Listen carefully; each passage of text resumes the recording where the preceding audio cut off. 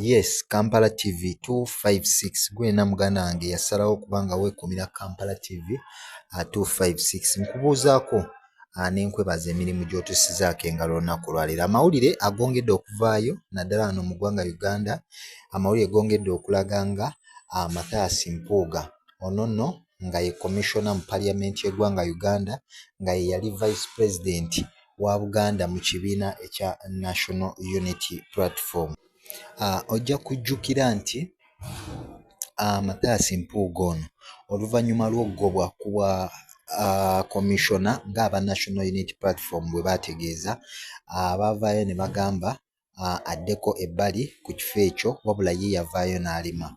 Era kyategeerekeka nga Mathias Mpuuga alinga eyayawukana ku mugendo gw'ekibiina kino ekimanyiddwa nga ekya National Unity Platform. Kati amawulire agavuddeyo olunaku olwaleero gavuddeyo ne gakakasa nti Mathias Mpuuga waakweyambisa ekibiina ekimanyiddwa nga ekya SDP.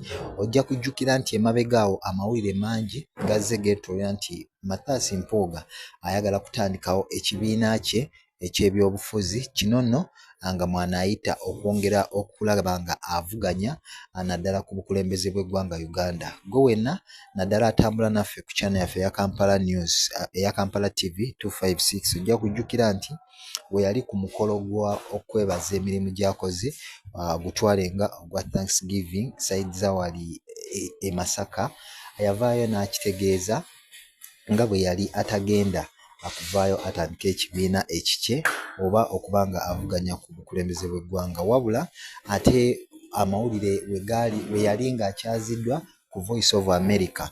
Ono nno Mathias Mpuuga yavaayo n'akitegeeza nti ebisaanyizo byonna ebimufuula okubeera nga avuganya ku bukulembeze bw'eggwanga Uganda nti abirina, era n'avaayo n'ategeeza nti ali mu shape ennungi ennyo emuteeka naddala ku mwanjo eri abo abavuganya ku bukulembeze bw'eggwanga Uganda. Kino nno akyayongera bannayuganda bangi okwebuuza lwaki Mathias Mpuuga avuddeyo n'afulumya statement ng'eno. Kati nno gwe wenna gwe tutambula naye wano ku Kampala TV 256 era nja kujjukiza Mathias Mpuuga bwe yali ku mukolo gw'okuziika maama w'omubaka Richard Lumu e Mityana, yavaayo n'akitegeeza nga bonna abali mu Buganda bwe muba mulonda abantu oba si buli mmwanyi eyengedde nti mugironde, wabula musooke okunyigako mutegeere mmwanyi ki eyo esinga okubaamu omugaso. Era n'avaayo n'asuubiza n'ategeeza nga bwe yali agenda okutambula n'abo bonna naddala abaalaba nga balimu ensa. Bano nno ab'ojjukira amannya Mathias Mpuuga ge yamenya mwe mwali ababaka naddala abo abali mu kibiina ekya DP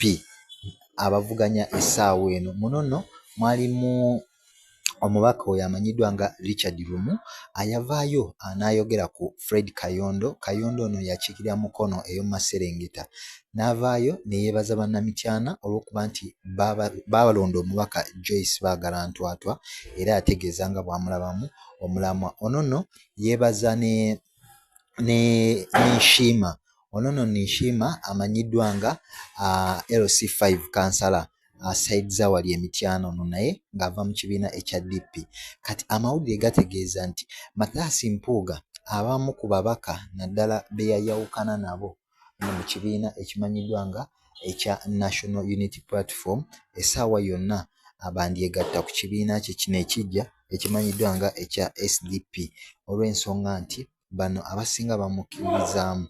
Mu bo mwe muli omubaka amanyiddwa nga Hilderman Kiyaga. Hilderman Kiyaga bangi bongedde okuba nga bamukubamu ebituli nga bagamba nti omubaka ono atambulira mu mbeera y'emu ne Mathias Mpuuga. Ate omubaka omulala ye Joyce Baagala Ntwatwa. Ono nno abannakibiina ekya National Unity Platform baavaayo ne bategeeza nti ono alinnya mu kimu ne Mathias Mpuuga era nga naye y'omu ku boolekedde okwegatta ku kibiina ekya SDP omubaka Mike Kakembo ono nga wa Entebbe municipality naye baavayo ne bategeeza nti omubaka ono naye yandyegatta essaawa yonna ku kibiina ekimanyiddwa nga ekya SDP. Omubaka omulala yamanyiddwa nga Sseggona.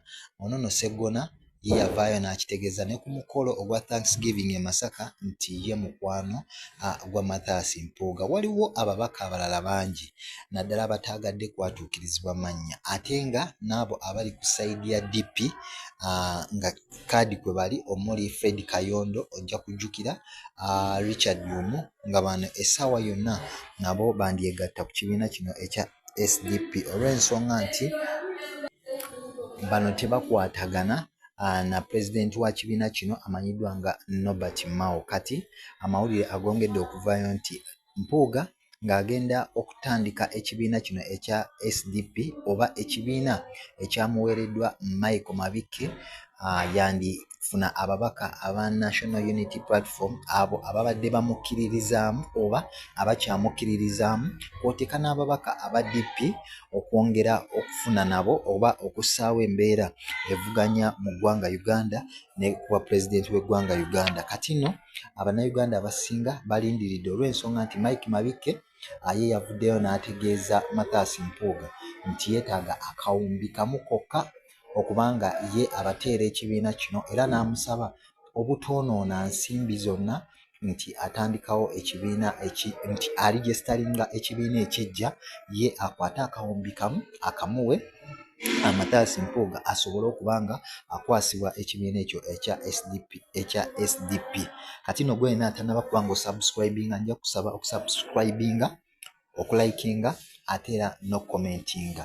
Ensonga eno tujja kwongera okuba nga tugigoberera gwena tujja kwongera okuweera ddala amawulire naddala agesigamye ku nsonga eno. So Mathias Mpuuga ne banne aba DP abamukkiririzaamu kw'oteeka n'abo ababaka abayawukana ku mugendo gwa National Unity Platform essaawa yonna bantandikawo ekibiina oba bandyegatta ku kibiina ekya SDP basobole okubanga nabo bavuganya naddala mu byobufuzi mu ggwanga Uganda. Kankwagaliza olunaku olulungi, weeraba.